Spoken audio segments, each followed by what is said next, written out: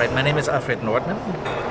I'm a philosopher of science, actually, and I've for many years now worked on issues of nanotechnology, but also ethical and societal issues of converging technologies, including now nanomedicine. And I was the convener of the group that dealt with ethical and societal considerations. A group of about 16, 18 people. We met twice and tried to think about how to even think about nanomedicine and the kind of ethical issues it poses. Well, our main recommendation is already part of our approach that we took, because many people think that nanomedicine is something radically different, disruptive, transformative, just something really totally new, and that actually makes it very hard to wrap your head around it, so to speak. And then ethicists are often being asked, and understandably enough, being asked to say, all right, so what if we could do this? And if nanomedicine, whatever, could cure cancer, or there's all kinds of fancy things. What if we could do that? What then would be the implications of that? And how would that change society and so forth? Now, this is an imaginative kind of leap that's very hard to take for anyone, science fiction authors, ethicists, just the same. And it also leaps over some of the more immediate questions that we should ask. So we chose very deliberately a kind of different route, also to introduce a bit of a corrective, you might say, to some of the other kinds of things that are already going on. So the other route is to say, well, in many ways, nanomedicine is a sign of our times. We invented it, and many of our dreams and aspirations and many kinds of trends that are already going on are coming together in nanomedicine. And these dreams and aspirations and the ongoing trends are being intensified by nanomedicine, but they're not entirely new, and we know about them. So we know about them, we've had discussions about these, and we know what we think about them.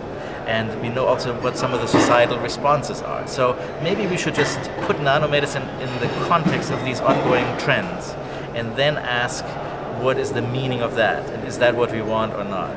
Maybe not every trend needs to be continued, but other trends could be altered and shifted or provide interesting opportunities. So that was the basic approach, and maybe already, in a sense, one of the most important results, because what we did then is we looked at some of those trends, not all of them.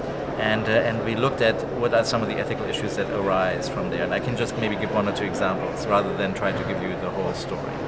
So one example is one trend that's going on that we're all aware of if you just look at the magazines, is that health is not just being not sick. It's not just the absence of disease. Health is actually to be able to live to the fullest of your capacities, to flourish. It's a notion of well-being. And so it's not just about the white-coated doctor giving you a kind of shot when you're sick.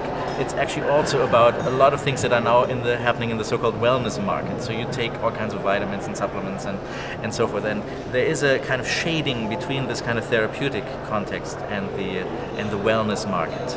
And one place where this is happening is in this idea that we can monitor ourselves much more closely and much more effectively.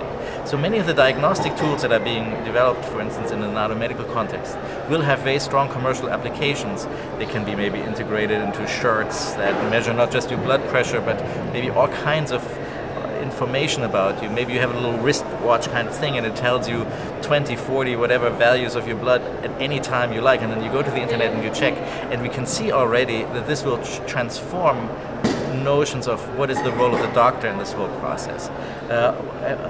What is this? Might it engender a kind of hypochondria, a kind of collective hypochondria? We are constantly nervously checking ourselves.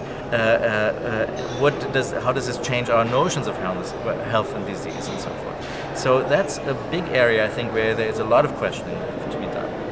I'll give you one other example, because it has a bit more to do with nanomedicine in the scientific sense of the word. In the scientific sense of the word, we think of nanomedicine especially as being very concerned with cells and molecules and atoms and so forth. And it looks at getting to the disease right at its beginning, so to speak, at the molecular level. And there comes with it the dream that you would be able, maybe, for instance, to get medicine that would be very specifically targeted and delivered to very specific cells and cellular processes that can go inside the cell and do one specific task and so forth, and thereby reduce side effects and so on.